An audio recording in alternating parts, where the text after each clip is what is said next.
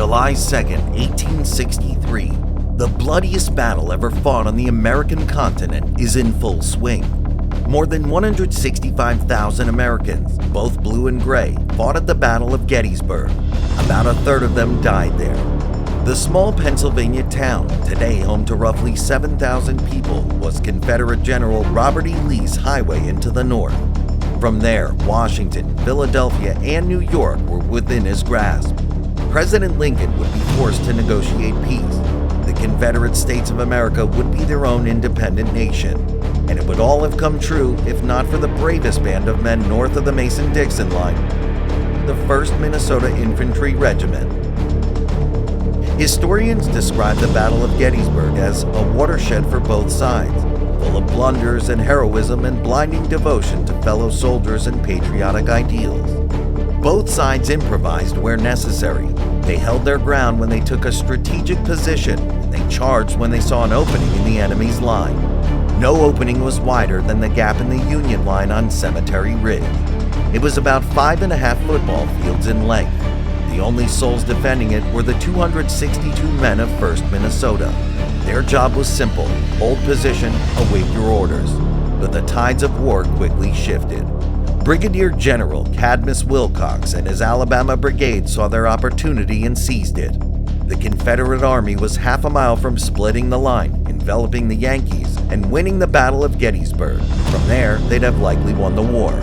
The only thing standing in their way was the 1st Minnesota, the David to their Goliath. In an address dedicating a memorial to Colonel William Colville in 1928, President Calvin Coolidge said, "There was in their deed no element of selfishness, no hope of personal gain. It stands as an exhibition of pure patriotism, of supreme sacrifice for the integrity of the Union and the inviolate sovereignty of the federal Constitution." This is the story of the 1st Minnesota, the regiment that saved America.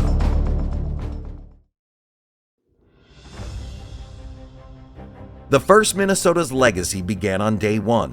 Minnesota Governor Alexander Ramsey was in Washington, D.C. when he heard about the attack on Fort Sumter in Charleston, South Carolina.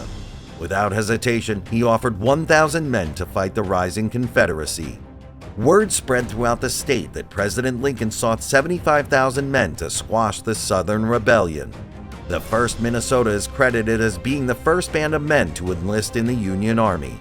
In fact, Josiah King, the first man to volunteer for the Union Army, was a proud member of the 1st Minnesota. He's also among the few survivors. He was one of 1,000 men and officers that made up the 1st Minnesota Infantry Regiment. During the Civil War, a newly formed regiment contained 1,000 enlisted men. Each regiment broke into 10 companies of 97 men and 3 officers. Those companies were labeled AK. A brigade could be as small as 2 regiments and as large as 6. Most contained 4, so roughly 4,000 enlisted men.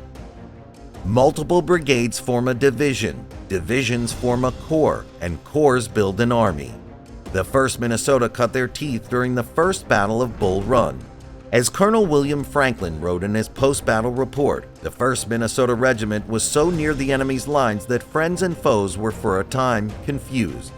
The day didn't come without heavy losses. The 1st Minnesota was the last to leave the battlefield at Bull Run, having lost 49 men. 107 were wounded, 34 were missing or captured. They quickly earned a reputation for being the bravest men on the battlefield. They'd soon become a major thorn in Robert E. Lee's side. Gettysburg wasn't the first time Lee tried to invade the North, nor was it the only time that the 1st Minnesota stopped him.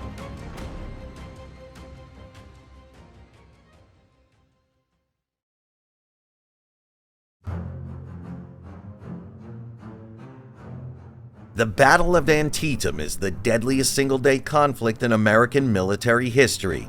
It proved the Union Army's ability to stand against Lee's army in the Eastern Theater.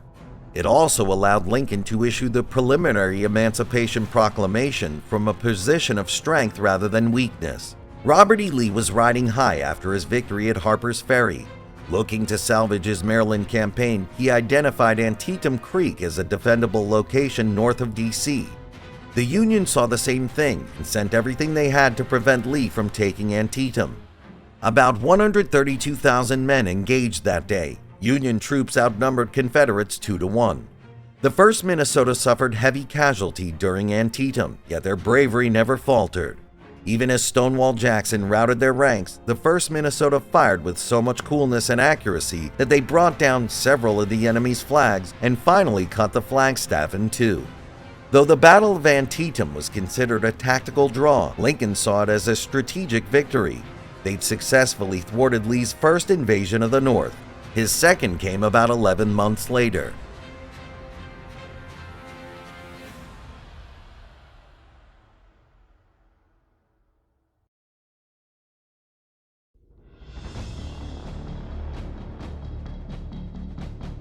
Lee was getting cocky in the summer of 1863. The Confederacy had just secured a major victory at Chancellorsville. Many consider it Lee's greatest military victory, even though he suffered significant casualties. But Lee needed a decisive win, one that could end the war for good. He needed a solid foothold in the North, so he moved his army into southern Pennsylvania. Meanwhile, the Union Army shadowed Lee as he trekked north. Both sides tried to get a beat on the other, but poor reconnaissance prevented them from honing in on the other's location. Then, by pure happenstance, the armies collided at a crossroads, a small town called Gettysburg. The battle erupted on July 1st. Over 165,000 men engaged for 3 blood-soaked days. The Union Army had about 20,000 more fighters, yet their line was stretched incredibly thin. By July 2nd, Union forces occupied a 2.5-mile defensive front from Culp's Hill in the north to Cemetery Ridge in the south. Things had not been going well. Confederates had pushed the Union Army through the town of Gettysburg. Some were able to escape, others were trapped in the streets. The Yankees reorganized on Cemetery Hill. Their center line dwindled as Confederate forces moved on their left and right flanks. Down to roughly 300 men, the 1st Minnesota found themselves in the middle. One company was sent to support fighting on the right flank. Another was dispatched to help on the left. The remaining 8 companies, totaling 262 men, waited for their fateful order. As the fighting intensified, the center of the Union line became extremely vulnerable. Brigadier General Cadmus Wilcox noticed the weakness immediately. He ordered the Alabama Brigade to move into the gap. Around 7 p.m., between 1,600 and 1,800 men advanced without opposition. Union Major General Winfield Hancock saw the advancing troops as the summer sun set. He ordered reinforcements, but those reinforcements were 5 minutes away. He rode upon the 1st Minnesota and famously exclaimed, "My God, are these all the men we have?" "What unit is this?" he asked Colonel William Colville. Colville responded, "The 1st Minnesota, sir." Hancock gazed upon the Confederate brigade, then upon the 1st Minnesota. They were outnumbered 6-1. He asked a follow-up question. "Do you see those colors, Colonel?" Colville nodded. "Take them," Hancock ordered. Without hesitation, the 1st Minnesota fixed their bayonets and began the half-mile march to their likely deaths. It began as a slow walk, then hastened to a jog. Soon the 1st Minnesota was charging full steam ahead. Thinking more men were coming, Wilcox fell back to reorganize his line. The 1st Minnesota arrived at the stream bed and fired a volley into Wilcox's troops. Trees and rocks were their only source of cover. Organized fire became a free-for-all of loading and shooting as fast as you could. It wasn't until after the Battle of Gettysburg that Lincoln adopted the Spencer repeating rifle, ultimately replacing single-shot muskets. Alas, the 1st Minnesota could only fight with slow-loading Springfields. Meanwhile, artillery shells screamed over their heads. Bullets flew in every direction. Wilcox's men moved on their right flank. I Company detached from the main regiment and managed to fight them back.